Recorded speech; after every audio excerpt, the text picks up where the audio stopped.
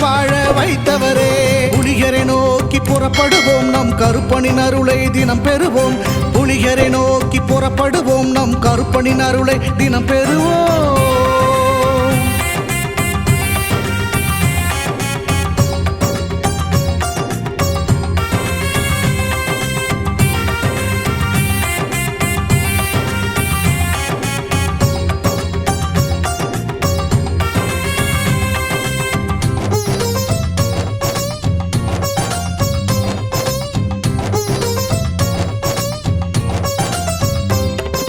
தங்கமும் வைரமுமாய் வீட்டில் தங்கிடும் என்றே ஆசையும் அவர் தந்தார்.